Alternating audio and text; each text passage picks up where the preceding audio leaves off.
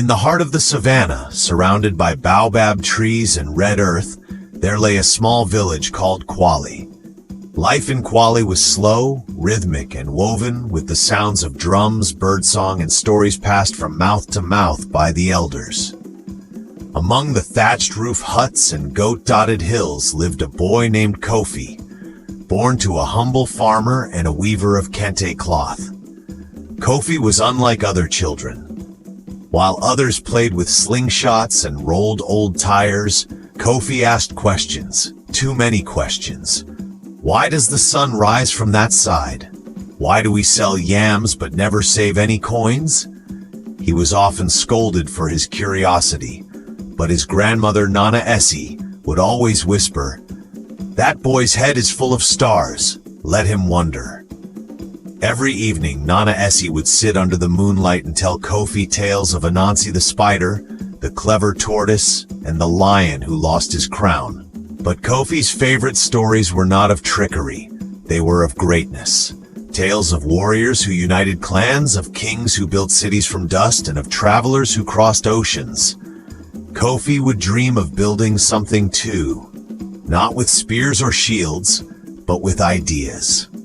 School in Kwale was a one-room hut with a chalkboard and a teacher who came twice a week. But Kofi made use of every second. He collected torn pages from old books like treasures. He read by firelight, by moonlight, sometimes even by lightning. When a traveling merchant once passed through the village with a broken radio, Kofi traded his only pair of shoes for it. Not for the music, but to take it apart and see how it worked. By the time Kofi turned 16, he had learned basic arithmetic, English, and some French, taught by an old volunteer teacher who saw Kofi's hunger for knowledge and mailed him textbooks from the city. Kofi devoured them like his life depended on it. One dry season, a government program came to Kwale to offer scholarships to bright students in remote villages. Only one would be chosen. The elders gathered under the Iroko tree and each candidate had to speak before them. When Kofi's turn came, he stood barefoot, but his voice was steady. "I do not want to leave Kwale forever," he said. "I want to learn so I can return and teach, so I can build something our children can use. So the next Kofi won't need to trade shoes for broken radios." There was silence. Then a slow clap from the chief, then another, and another. Kofi was chosen. He left Kwale for the first time with a small bag, a large heart, and tears in his eyes. He studied in Accra, then earned another scholarship to a university in South Africa. There he discovered computers.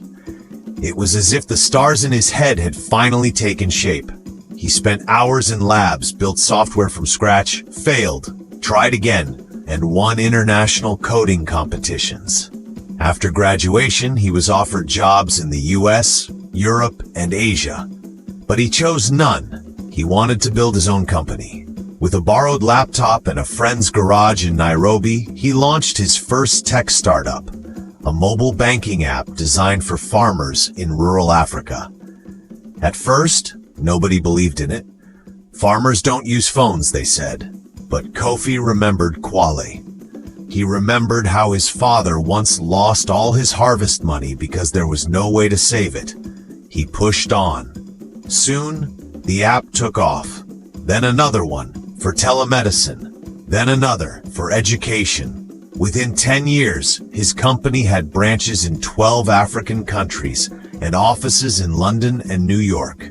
Investors began calling him Africa's tech lion. Yet Kofi remained humble. Every year, he returned to Kwale, walking barefoot on purpose to remind himself.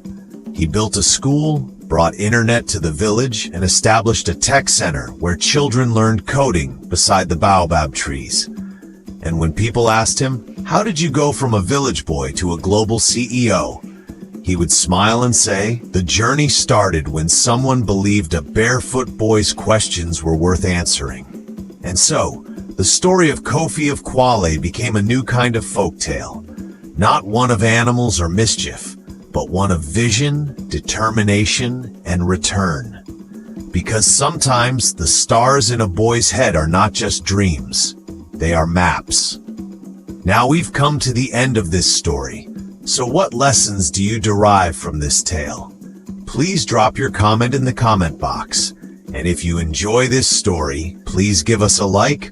Also hit that subscribe button, and do well to share this video with others. Thanks for watching, and we shall meet in my next video.